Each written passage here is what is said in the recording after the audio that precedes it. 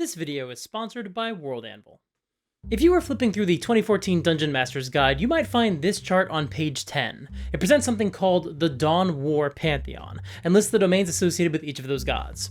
And if you're new to the game, or hadn't played in a very long time, you might not know any of these names. And so this chart might have just made you scratch your head. After all, what exactly are you supposed to do with this? Unlike some of the pantheons in the back of the player's handbook, these are not real-world pantheons, so there's no frame of reference for them if you don't already know who these characters are. And the other charts in the back of the player's handbook were modeled after specific settings, like Forgotten Realms, Greyhawk, Dragonlance, and Eberron.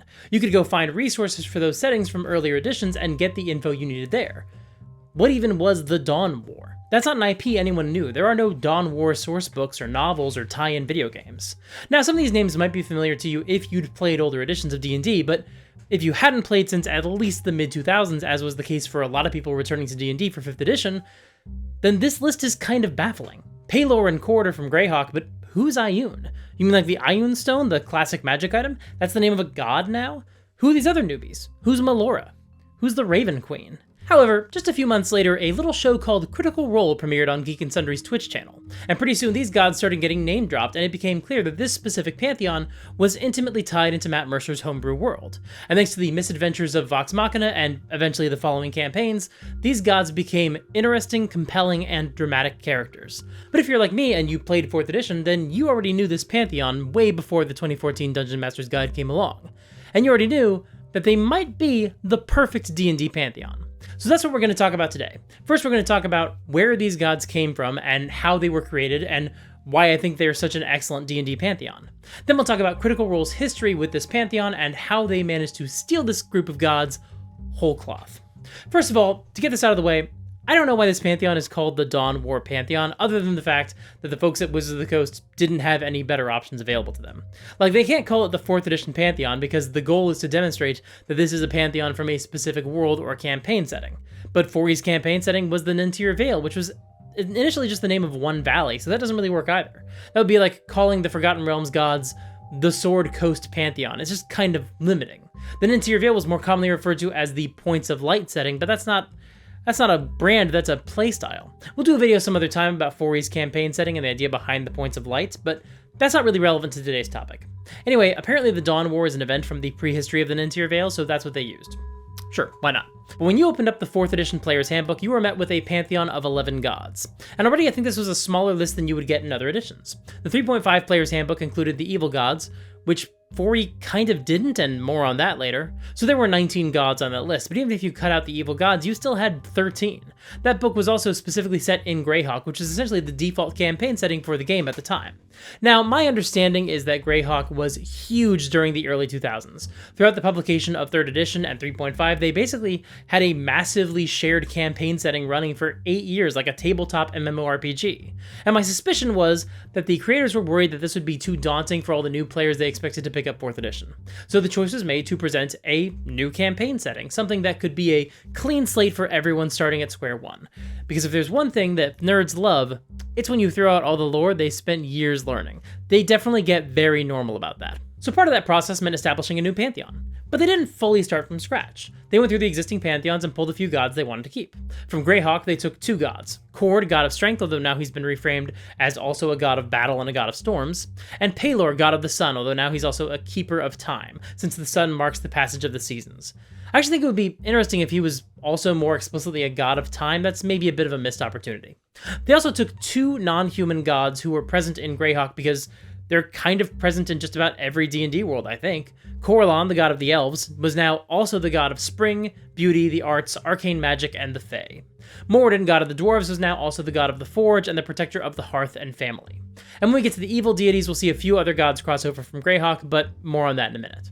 The creators also grabbed Bahamut, the dragon god. He wasn't in the 3.5 Player's Handbook, but he's been linked to both Greyhawk and the Forgotten Realms over the years, and in this case, now he was being made into a core deity, and he was now the god of justice, nobility, and honor. Basically, the new god for your classic paladins. They also grabbed Sehanine from the Forgotten Realms. She's an elven goddess of the moon, who may have been Corellon's daughter, and now they made her the goddess of the moon, trickery, illusions, and love. Then they fleshed out the pantheon by creating some new gods. Avandra, the goddess of change, was kind of presented as the default god for adventurers to follow. Luck favors the bold was her big call to action. We'll talk a little bit more about that later in this video. Arathis was the goddess of civilization and laws. She's sort of an Athena-type figure. Ioun is the god of sages, libraries, and knowledge, and as I mentioned earlier, she's named after an old magic item, the Ioun Stone, which is actually stolen from one of Jack Vance's short stories, like literally just the same item with a new name. The original D&D creators were not subtle with their influences. Melora was the wild and unpredictable new goddess of the wilderness and the sea, and the Raven Queen was the mysterious new goddess of death, whose name had been forgotten to time. And here's something that I truly had not realized until I actually sat down to crunch the numbers.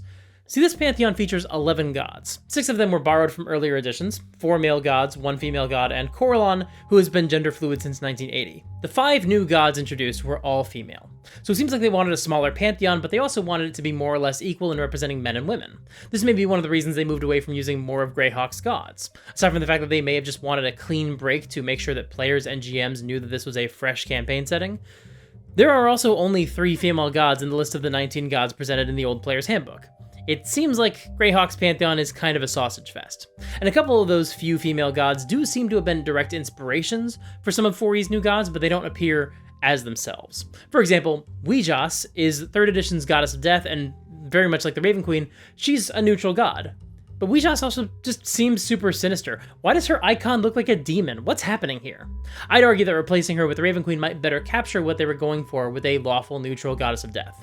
Melora arguably has a lot in common with Alona, but Greyhawk also has Obed-Hai, another nature god, so they were more or less combined for this one. And if we look at some of the other gods in the Greyhawk pantheon, we can see how a lot of them were condensed, combined, and remixed into the new pantheon. Bukhub, god of magic, got divided between Corellon and Ioun, even sharing similar imagery with the latter. Avandra has a few things in common with the Greyhawk god of roads,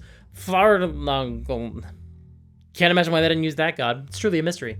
Cord was combined with Heronius, as we can see from Cord's new profile picture, which is just a modification of Heronius' icon, which nothing remaining of Cord's old imagery is left. Which, to be fair, his old imagery looked like a butthole, so I'm not shocked they didn't keep that logo. Uladamara, god of the rogues, was folded into Sehanin, and St. Cuthbert was blended with Bahamut. At least that's how it seems to me. By the way, I'm sure if we looked at the Forgotten Realms pantheon, we might find some commonalities as well, but I'm specifically focusing on the Greyhawk gods who appeared in the preceding Player's Handbook, because those would have been the most visible options available for players, so they make for a better equivalent. Also, take a look at this list of gods in the Forgotten Realms. I'm not going through that whole list to see if the Storm God is also the god of war or whatever, or to see how similar Selûne is to Sehanin. Ain't nobody got time for that. So the end result of this process is that we have a pantheon that is much more narratively efficient than the other pantheons.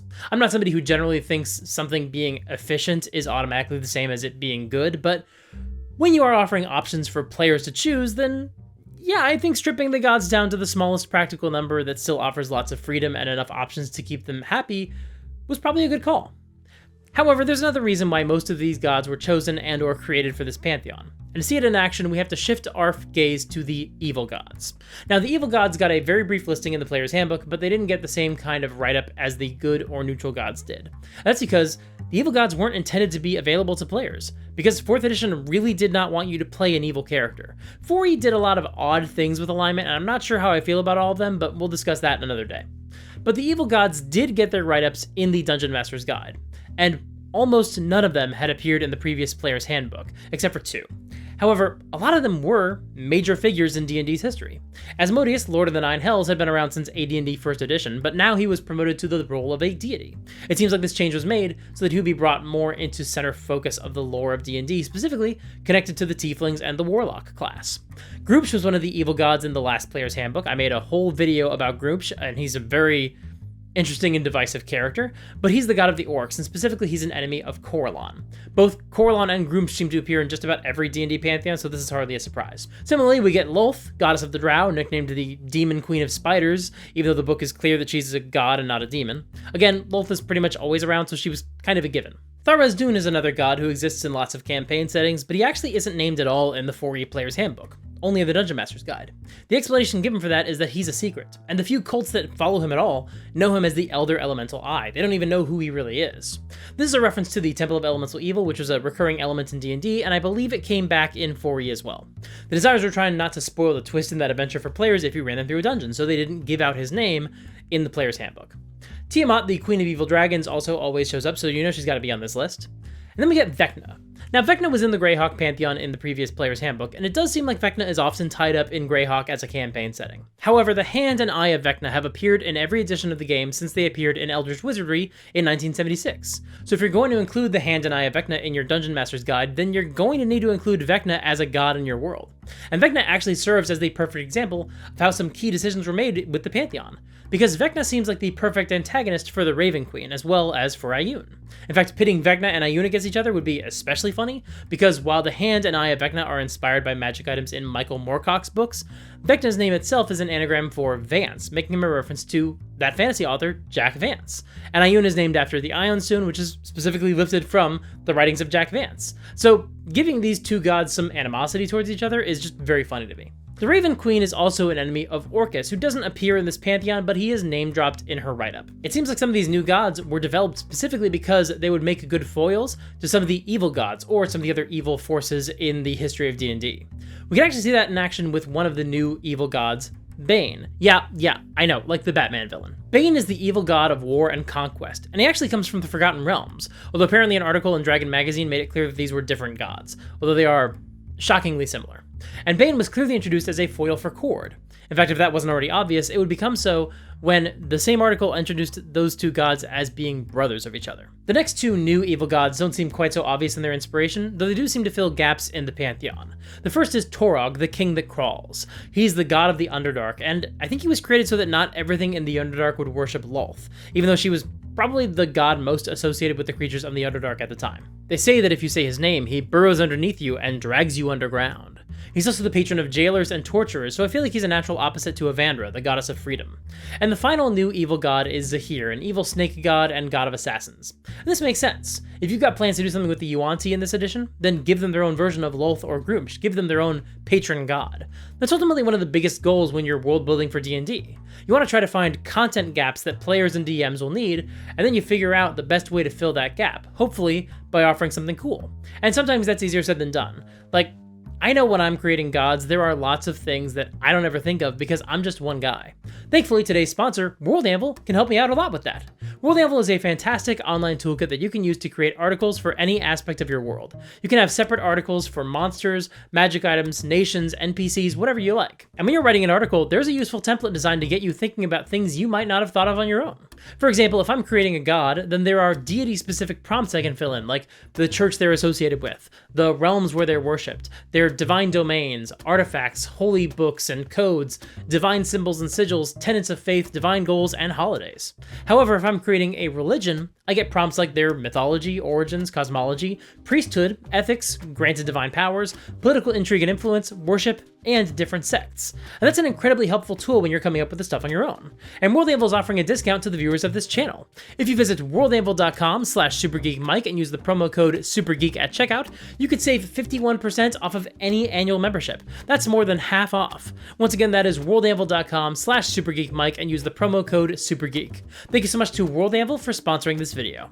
So that was the Pantheon. And when my group played 4th edition, if we weren't playing in a campaign setting that we'd already created, then we would use these gods. I honestly get hit with so much nostalgia when I reread the descriptions of these gods. I remember Avandra being chosen as Omen-Dron's deity in the first season of the Acquisitions Incorporated podcast. And then, when Will Wheaton joined the campaign, his character served Melora. I remember the campaign that opened with our characters waking up in a mass grave, each with a black raven feather tattooed on their arms, and eventually discovering that we'd done some work in service to the Raven Queen and didn't remember it. I remember coming up with my own pantheon, which was mostly just these gods with different names. Some of these names I recently reused for hopefully more original deities, because I felt the pressure to create my own pantheon because I was creating my own world, but I just liked this pantheon so much, I didn't want to lose them. More on that a little bit later in the video. And I remember being bummed when these gods were basically left by the wayside when 5th edition came along. But then my prayers were answered when Matt Mercer, actually I'm not really comfortable saying my prayers were answered in this context. It kind of sounds like I'm either praying to one or all of these gods or I'm praying to Matt Mercer, and that's just very weird. But I felt extremely vindicated when these gods showed up in the Vox Machina campaign of Critical Role and found a brand new audience of folks who also thought these gods were cool and special. At first, we didn't even realize it was happening. Pike worshipped Sarenrae, a Pathfinder deity, but Tiberius venerated Bahamut and cursed the name Tiamat, which Makes sense, those are both classic figures in D&D. Lady Kima also served Bahamut, and eventually, when the party needed to hide the Horn of Orcus somewhere, the Temple to the Bahamut offered to keep it safe. But then, when the party arrived in Vasselheim, we found out that the city had districts dedicated to a few gods that seemed very familiar. Bahamut, Melora, Kord, Arathis, and the Raven Queen. And I remember thinking, oh cool, he's using the 4th edition gods. And then there was a reference to Pelor in Whitestone, tied into the origin of the Sun Tree. And then the party was sent looking for the vestiges of divergence, many of which had been created by specific gods. And then Laura rolled a 1, and suddenly the gods mattered a lot in this campaign. Now I think there are a few possible reasons why Matt chose to use this pantheon. 1, it's just a great pantheon. I think I've made my position clear on that one. 2, creating your own pantheon does take a lot of work, and it maybe just wasn't what Matt was interested in doing. If this whole streaming D&D thing wasn't going to last that long and nothing was ultimately going to come of it, why put in the extra work to change your world that much? 3, Matt likes guiding his players through the history of D&D, and some of these gods are part of that deeper history, predating 4th edition. 4, even though they played Pathfinder for 2 years before they started streaming, Matt actually ran the first session in 4th edition, and even to this day, the creation myth of his world shares some commonalities with the prehistory of 4E's campaign setting, specifically in the form of the war between the gods and the elementals. So, clearly he stole whatever he thought was cool from that game. 5, I don't get the sense that the gods matter that much in the pre-stream game, so there was no reason to bring the Pathfinder gods over, since that might just be confusing to the audience. However, one Pathfinder god did matter to the campaign. Pike's goddess, Sarenrae. And that posed a bit of a challenge for Matt, because the Pantheon didn't really need Sarenrae. She's a goddess of light, and so was Pelor, so she was kind of redundant. I brought this up in a previous Critical Role Demystified video, and lots of people replied and said, well, lots of mythologies have more than one god of each domain. And yes, that's true. As I pointed out earlier, even Greyhawk has 2 nature gods who really don't seem that different from one another. But what I didn't make clear in that previous video was that the reason Sarenrae stands out as essentially feeling unnecessary is because this pantheon is really good about not having that much overlap between its gods. It essentially offers the fewest possible number of gods while still giving the players meaningful choices to make between them. It's specifically very efficient. And for that reason, you don't have the same redundancies that we're used to seeing in other pantheons, whether historical or fictional. Matt seemed to sense this because when the party visits Vasselheim for the first time and Pike is invited to stay with Sarenrae's temple, it's specifically being excavated and uncovered for the first time. Matt could have just said, oh, Sarenrae is a big part of this world. See, one of the districts in the Holiest City is dedicated to her. But instead, he narratively introduced a reason for her to be essentially diegetically added to the campaign world. Because the Pantheon didn't really need her, but he obviously wasn't going to ask his player to change gods mid-campaign. After all, it wasn't going to matter in the long run, right? It's not like anything was ever going to come of this whole streaming D&D thing. Right? And we're excited that it's been a labor of love for a long time, but we are able to announce that we will have a Critical Role campaign book coming out. In September 2016, at Critical Role's second live show, they announced that Green Ronin Publishing was developing a Tal'Dorei campaign guide, and Matt would be writing for it. The official Tal'Dorei campaign setting was published the following October. It was a bit delayed because the Chroma Conclave arc needed to wrap up before they could even finish writing the book. Also, we're going to come back and talk about this cover in another video very soon, because we've got to talk about D&D book covers. Y'all are being so weird about cover art these days, and this one actually has a funny story behind it that we should definitely talk about.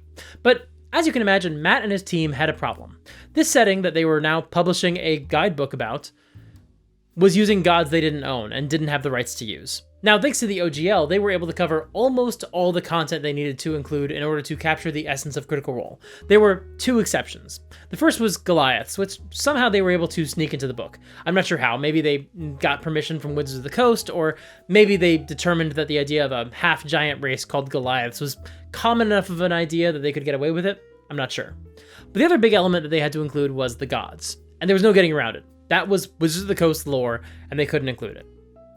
Well, at least they couldn't include the names. The concepts themselves, I mean, they could include some of those, as long as they used different words. They basically borrowed a page from the playbook of early D&D. After the Tolkien estate sued TSR, D&D could no longer include hobbits, ents, or balrogs, but they could include halflings, treants, and balors. Never mind the fact that these concepts are functionally so similar as to be indistinguishable from the originals, D&D's publishers weren't using any of the copyrighted material from Middle-earth, so they were in the clear. And after Matt and his team had what I'm sure must have been many, many meetings with Green Ronin's lawyers, the Tal'Dorei campaign guide was able to present their own original pantheon, featuring such characters as the Arkheart, the gender-fluid god of arcane magic and the Fae, and the creator of the elves. The Allhammer, god of crafts and creation and patron of the dwarves. The Changebringer, goddess of freedom, travel, trade, and adventure. The Dawnfather, god of the sun and keeper of time. The Everlight, goddess of compassion and redemption, and whose entry incidentally includes the note, "Only recently has her faith been rediscovered, and her temples returned to prominence." We've got the Knowing Mistress, goddess of knowledge and arcane study, the Lawbearer, goddess of law and order and invention, the Matron of Ravens, the mysterious goddess of death, the Moonweaver, goddess of moonlight, misdirection, and love, the Platinum Dragon, revered as the first metallic dragon and god of judgment and honor, the Stormlord, god of storms and strength and battle, and the Wild Mother, goddess of nature and the seas. Do any of these gods sound familiar to you? The evil gods are still kept separate, only now they're called the Betrayer gods, so they are once again separated out from the good and neutral gods who are now called the Prime deities. And now their separation is actually diegetic, it's canonical. Tharizdun got some new lore describing how he's been chained up, so now he's the Chained Oblivion. Zahir became the Cloaked Serpent. Torag is called the Crawling King, which is close, but legally distinct from the King that Crawls. Asmodeus became the Lord of the Hells. Grumsh became the Ruiner. Lolth got the fairly obvious title of the Spider Queen, although in fairness, because she can usually be found in the Abyss, her D&D nickname is the Demon Queen of Spiders, which is, once again, technically different. Bane is now the Strife Emperor, and Tiamat is the Scaled Tyrant. I wish she could just be the Dragon Queen, but aside from being very similar to the Spider Queen in name, we should also remember that the first 5th edition hardcover adventure was called Horde of the Dragon Queen, and it was specifically about Tiamat, so the Tal'Dorei team might have felt like renaming Tiamat to the Dragon Queen could be pushing their luck a little bit. But speaking of pushing their luck, I want to show you exactly how close they flew to the sun. See, in the 4th edition player's handbook, each god gets a few sentences of description, and then 3 bullet points of their commandments to their followers. The Tal'Dorei book gives us a few paragraphs of description, fleshing out these gods a little bit more, and adding some more concrete plot hooks to link them to the other gods and to seed adventures in Tal'Dorei. Side note, I do not have time today to discuss how every god was enhanced and expanded upon. This video is long enough as it is, and some of those examples contain some significant Vox Machina spoilers, so we will probably have to come back to that topic in another video as we get closer to the end of the campaign that we're currently covering in Critical Role Demystified. So keep an eye on that, we'll talk about that another time. But at the end of the gods' descriptions, both in the 4th edition books and the Tal'Dorei guide, each god got 3 bullet points, listing their commandments to their followers. And just as an example, let's look at Avandra's mandates and compare them to the Changebringers. Avandra's first commandment reads, "Luck favors the bold. Take your fate into your own hands, and Avandra smiles upon you." The Changebringer says, "Luck favors the bold. Your fate is your own to grasp, and to do so is to have the Changebringer behind you." Avandra's second commandment says, "Strike back against those who would rob you of your freedom, and urge others to fight for their own liberty." The Changebringer says, "Rise against tyranny. Fight for the freedom of yourself and others when you can, and inspire others to fight when you cannot." And Avandra's third commandment goes, "Change is inevitable, but it takes the work of the faithful to ensure that change is for the better." The Changebringer says, "Change is inevitable. The righteous can ensure that such change is for the better." Also, they switched the second and third mandates for the Tal'Dorei guide. They're in a different order. So, you know, now they're different. And here's the thing. This worked. It actually 100% worked. First of all, Matt didn't just give these gods new names, he just gave them titles. And so in the context of his game, he could switch back and forth between the name and the title, and it didn't break the reality of the game at all, the way it would if Kord was suddenly named Drock. Once this book was out, Matt tried to stick to referring to these gods by these titles whenever possible, since those titles are technically part of Critical Role's IP. By the way, Vecna wasn't listed as a god in the Tal'Dorei book, because that was kind of a big plot point coming in the Vox Machina campaign, the idea that Vecna hadn't actually ascended, so he wasn't technically a god. But Matt had already established that Vecna was also called the Whispered One, and that character does appear in the Tal'Dorei guide, so he could just use that title as Vecna's title whenever he needed to throughout the course of the campaign. And how did Wizards of the Coast feel about this? Well, I guess we'll never know if they approved of this or not. At least, we didn't know until they teamed up to publish the Explorer's Guide to Wildmount in March 2020. In that book, the gods are referred to by both their name and their title. Avandra, the Changebringer. Melora, the Wild Mother. Kord, the Stormlord. Didn't mean for that to rhyme. Or maybe they did. Only this time around, Sarenrae needed a new name since she wasn't copyrighted Wizards of the Coast material, so she became Rey. I hate that spelling. But only for this book. When they published Tal'Dorei Reborn, the gods all went back to using only their titles, including Rey re-becoming the Everlight. The Exandria versions of these gods also have a few more connections with each other, but not as many as something like the Greek or Norse gods. There are a few more direct conflicts baked into the dynamic between specific prime deities and betrayer gods, like the Arkheart and the Spider Queen, or the Knowing Mistress and the Chained Oblivion, and Melora and Arathis are a couple now, but Other than that, there's not really a clear dynamic between these gods, which I do think is a weakness of the Pantheon, both in the original 4th edition books and in Critical Role and its supporting material. Although in fairness, I'm actually not sure how different that is for any of the D&D Pantheons. I've never gotten the sense that the gods of the Forgotten Realms or Greyhawk or Dragonlance are anything more than colleagues with their fellow gods of their respective Pantheons. But yeah, Critical Role completely got away with it. They were able to include a pantheon they did not design in multiple publications. They even got them into their cartoon. The whole thing is such a coup. But why does any of this matter? I mean, sure, Critical Role was able to snag what I think is the cleanest pantheon of the most dynamic gods in D&D, and added some details that enhanced them, but what does that mean for our games, if anything? Well, I think it helps reinforce the fact that as game masters, our worlds don't have to be 100% original. I think we often feel that pressure, in part because we specifically feel pushed to be a certain kind of game master, the kind who creates their own worlds, rolls up their own adventures, and basically always presents completely new content to their players. And part of that pressure comes from watching game masters like Matt Mercer. But remember, Matt Mercer didn't make up everything in his world. These gods were fully lifted from an earlier edition of D&D, and he made no secret of that. He fleshed them out and added more detail and lore, but the starting point was still the 4th edition player's handbook. And so if it's both morally and clearly legally okay for Matt Mercer to take stuff from other D&D worlds and drop it into his own, then why shouldn't we do the same? I know this is a topic some fans can get kind of squirrely about. For example, I remember when Tomb of Annihilation first came out, and again when Tomb of Horrors was reprinted in Tales from the Yawning Portal, some longtime fans raised their eyebrows because Acererak, and particularly the Tomb of Horrors, have a long history of being associated with Greyhawk. But that sort of thing never bothered me. Partially it's because I just don't have a strong connection to Greyhawk, but also because the 4th edition Pantheon taught me that you can steal from whatever corner of D&D you want and just put whatever you think is cool into your D&D world. Fizban's Treachery of Dragons has a whole spiel about how dragons transcend different realities, and that is a nice diegetic excuse, even though it kind of falls apart when they try to explain that this is also how other famous stuff like Acererak and his Tomb of Horrors can cross between planes because they're inherently linked to dragons somehow. But the writers included this to offer a diegetic explanation for the people who feel like they need some justification for why Mordenkainen can show up in your Forgotten Realms game, or Ashardalon can show up in your Exandria game or whatever. But I never felt like I needed that explanation, because I think 4th edition taught me that you can just take the stuff you like and put it in your campaign setting, and that's actually fine. I hope to get back to running paid D&D games in the next couple of months once my life settles down a little bit here, and one thing I'll probably do is run some more published adventures, because I have quite a few of them that I have not had a chance to run yet. And there are some adventures that are set in the Forgotten Realms, and if I have players who really love that setting, or who really liked the gods from Baldur's Gate 3, then maybe I'll just play the setting straight, despite my feelings about it. But knowing my audience, I think it's a lot more likely that I'll wind up running the game for players who are fans of Critical Role, or The Legend of Vox Machina. And for some of those games, I might just adjust the adventure so that they take place in Exandria instead.